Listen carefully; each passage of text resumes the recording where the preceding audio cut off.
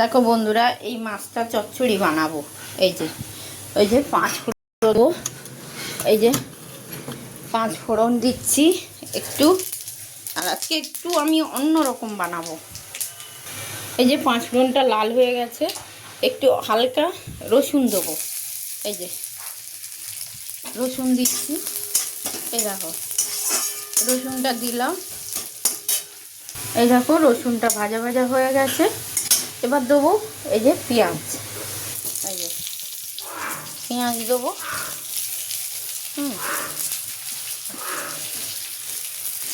এই যে পেঁয়াজ, এবারে পেঁয়াজটা ভাজা ভাজা করে নিই, দেখতে থাকো। এই যে পেঁয়াজ ভাজা হয়ে গেছে, 5 ফোড়ন পেঁয়াজ রসুন দিয়ে ভেজে নিয়েছি। এবার দেবো সবজি। তেলটা একদম কম দিয়েছি, দেখো একদম কম দিয়েছি, যেহেতু নামানোর আগে, যেহেতু চচ্চড়ি একটু নামানোর আগে দিতে হবে তেল, কাঁচা তেল, তাই। আর এই যে মূলো দিয়েছি, আলু বেগুন, এখানে আর কিচ্ছু নেই। এই যে এই চচ্চড়িটা খেতে হেভি লাগে, ওই জন্য ভাবলাম কাগজি মাছগুলো অনেকটাই ছিল, কালকে টক বানাবো তো ভাবলাম অনেকটাই আছে, তাহলে একটু চচ্চড়ি বানাই, সেই জন্য চচ্চড়ি বানাই। তো চলো, নুন,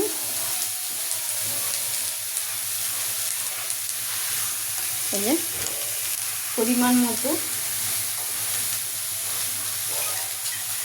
নুনটা তুলাও মুশকিল। হ্যাঁ, নুন দিলাম। এই যে হলুদ দিলাম, 2টো কাঁচা লঙ্কা দেবো। এই যে 3টে কাঁচা লঙ্কা দিলাম, যেহেতু আমি খাবো আর আমাদের দিদি খাবে, সেই জন্য একটু ঝাল ঝাল 3টে কাঁচা লঙ্কা দিলাম। এবার এটাকে ঢাকা দিয়ে দিই, হতে থাকুক, আর তোমরাও আমার সঙ্গে থাকো, দেখতে থাকো।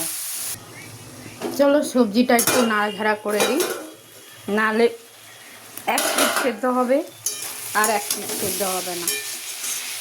এই যে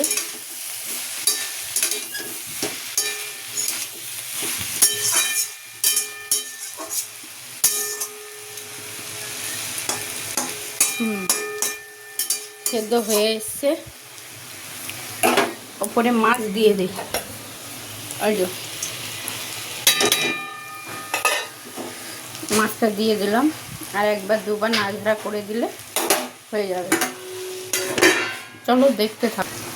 এই দেখো মাছটা ওপরে দিয়েছিলাম, তো নাড়াঝাড়া করে দিলাম। তরকারিটা মোটামুটি হয়ে এসছে, আর একটুখানি বাকি, আর বাড়িয়ে দিই।